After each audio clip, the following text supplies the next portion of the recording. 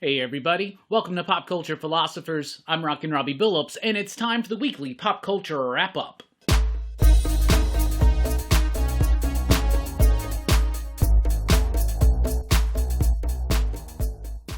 That's right, everybody. Thanks for checking out the video. I am Rockin Robbie Billups. This is the weekly pop culture wrap-up. It's the show where I go over the week's pop culture news, mostly comic books and movies. And in fact, mostly comic books this week. We got a lot of solicitations to get into. Let's start with Marvel. Punisher Warzone returns this June as a series of one-shots, right? So this is going to be set in the new Punisher era, where he's part of the Hand. He's got the new skull logo. He's got the new costume. He's using swords. He's fighting with ninjas, and he's still just mowing down and killing people, right? So they're bringing back Punisher Warzone to kind of explore out this era probably a little bit more, with some different creative voices coming in and throwing their 2 cents in. This one's going to be written by Torunn Grønbekk with artwork by Lan Medina. Grønbekk's work, I think she was the writer on Mighty Valkyries, but I didn't really stick through with that book, so I'm not really familiar with her work. Lan Medina, of course, we know him.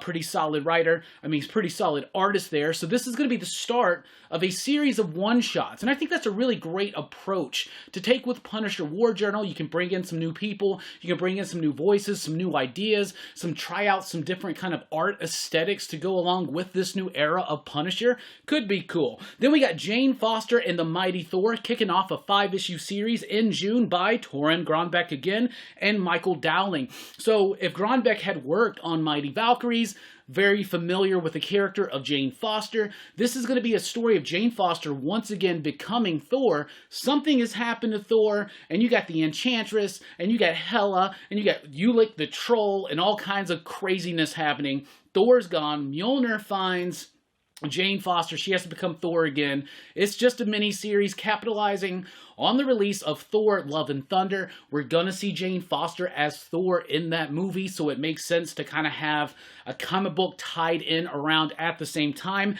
as well as Thor Lightning and Lament, which is a one-shot comic book written by Ralph, not the Karate Kid Macchio, with artwork by Todd Nauck. Now, Ralph Macchio does these one-shots whenever there's a movie that Marvel is putting out. He always does a one-shot that's usually just something that you can just sell to somebody to check it out and give you, like, the kind of vibe of a Doctor Strange comic book or a Black Widow comic book or a Thor comic book. That's what this one's going to be. And with Ralph Macchio doing the writing and Todd Nauck doing the artwork, it's going to be a very classic feeling comic book, so that's pretty neat. Then we have The Variants, which is a 5-issue series debuting in June from Gail Simone and Phil Noto. This is a Jessica Jones-centric story. She's investigating a new mystery. It leads her to come across different variants of herself from throughout the multiverse. So this is catching on to that multiverse train, the Loki variant idea, but with Jessica Jones. I'm a big fan of that character. I think Gail Simone could do a solid job with that character, and I'm a huge fan of Phil Noto's artwork, so I am excited to see what they can do with this one. Deadly Neighborhood Spider-Man is a 5-issue series written by Taboo from the Black Eyed Peas, B. Earl, and Juan Ferreira. Big fan of Juan Ferreira's artwork, so I'm excited for this. It's a dark, twisted take on Spider-Man, where it appears Spider-Man may be possessed by some kind of demon or something like that, so that's interesting. It was initially solicited for June, but it has since been pushed back to further along in the year. No reasoning given for that, but it's actually been announced and then put on hold, so it's coming out a little bit later, but still sounds like a cool idea. Then we got Black Adam from DC Comics starting in June, written by Christopher Priest with artwork by Rafa Sandoval. I am a huge fan of Christopher Priest. His Quantum and Woody work back in the 90s led me into Black Panther for Marvel Knights, and I've been loving his stuff ever since. He is the current writer over at the Vampirella books for Dynamite and doing some really solid work over there. But him taking on Black Adam, Sandoval's got this big, explosive superhero kind of artwork that's really going to work for that, so I'm excited. Christopher Priest back at DC doing an ongoing Black Adam. Yeah,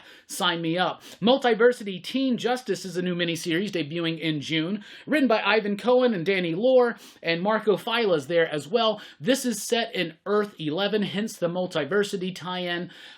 Earth 11 is the gender-swapped one, where there's Aquawoman instead of Aquaman, and Superwoman instead of Superman, and things like that. So this is their version of the Teen Titans, or Young Justice, or just kind of meshed together, where you get Teen Justice.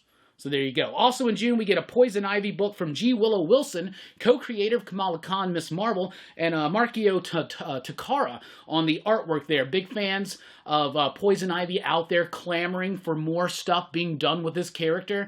Some of the artwork I've seen really focuses on her, but I've also seen some bits that focus on her and Harley. I know that they've been kind of playing their relationship a little free and loose and not really devoting much time to it, and a lot of people want to see that developed more further, so maybe this is going to be an excuse for that. Who knows? Then we got Nubia, Queen of the Amazons, 4-issue series debuting in June from Stephanie Phillips, Aletha Martinez, spinning out of the events of Trial of the Amazons. Nubia is now 100% the queen of Themyscira, and this is going to probably focus on that, some of those dangling plot threads, some of those things that were left set up at the end of Trial of the Amazons, which we're still in the middle of right there.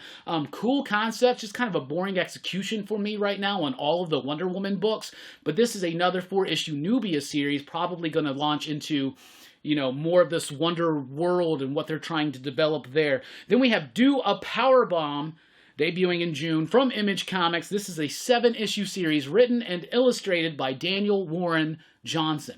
Now, I know a lot of people were excited at the announcement of Jurassic League. It's the Justice League, but they're all dinosaurs, and Daniel Warren Johnson is the writer on that, but not the artist. So I am even more excited about this. I'm a huge fan of Daniel Warren Johnson. This is about a wrestler.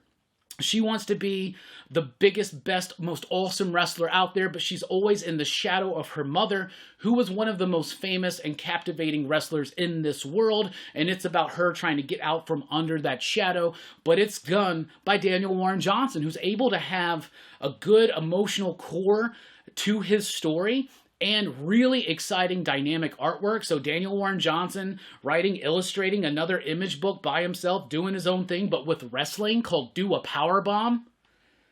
Yeah, sign me up right the frick now. Seriously. Then we got Sins of the Black Flamingo, 5-issue series debuting in June. This is from Andrew Wheeler. Travis Moore. Artwork is by Travis Moore. I'm a big fan of this dude's this line work. And then we got Tamara Bonvillain on the coloring, Aditya Bidikar on the lettering. So that's a really cool, solid creative team there. I am not familiar with Andrew Wheeler's work, though, so I don't know how their writing's going to go. But it's described as a queer, mystical thief, right? So this dude like robs mystical things or something, and he's gonna wind up in a seedy part of Miami, way in over his head in some kind of situation. I don't know.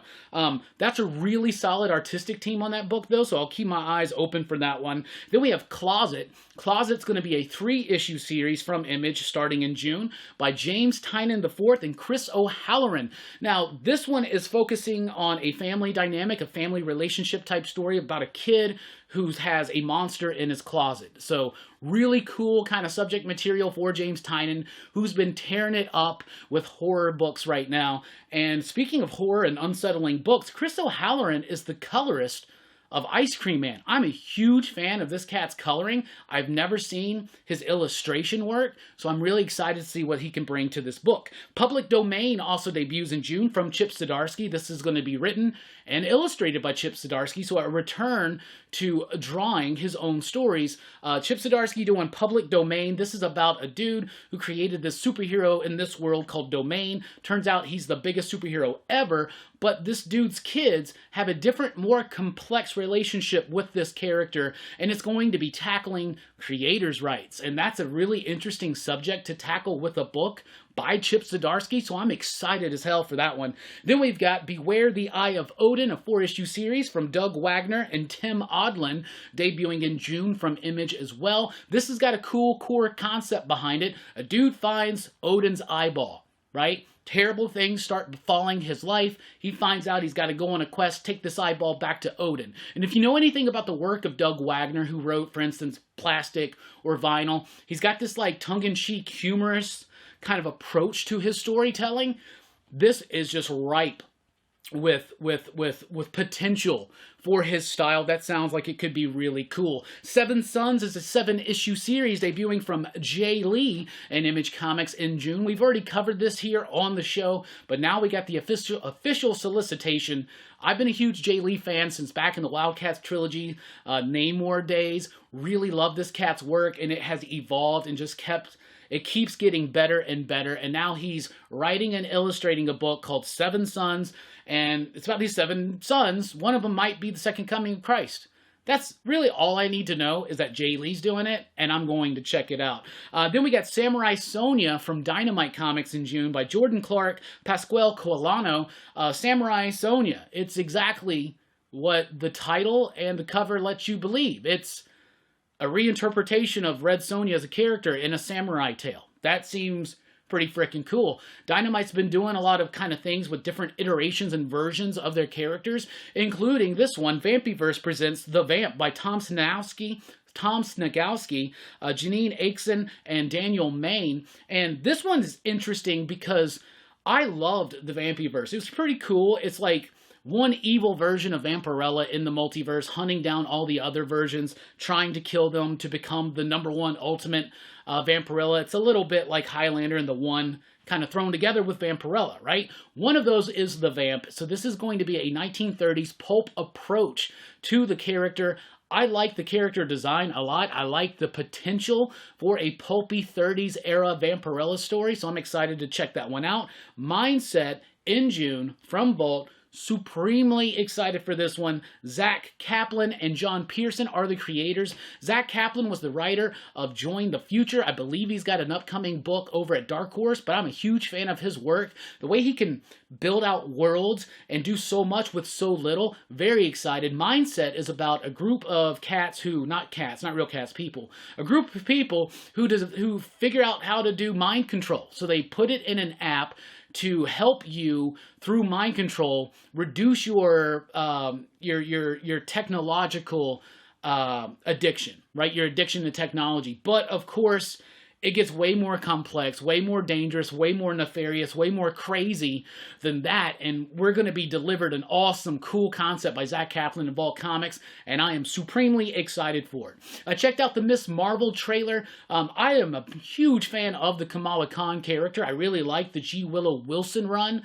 I thought that stuff was cool. I fell out of the Saladin Ahmed stuff, but I do like that character, and I think that she's got potential to be a fan favorite with a new generation of Marvel fans, right? And this is going to bring that character out to a wider audience, and I'm really excited for it. They changed some things up, including her powers. I don't know how I feel about that, but I don't know. If they deliver a good story with a good heart behind it, just good solid storytelling, I'll like it. The trailer seemed fine. It uses that Weeknd song, so that's good enough for me. Anyway, what did you think about that news? What did you think about anything? Let us know in the comments down below. What's coming up here at PCP Land? Well, check us out at Dylan's Horror Show tonight. We are rolling right through March Madness, and tonight we're kicking off the second half of March Madness with Dolls by Stuart Gordon. That's going to be a great discussion. The March Madness continues on Monday night over at PCP Movie Night.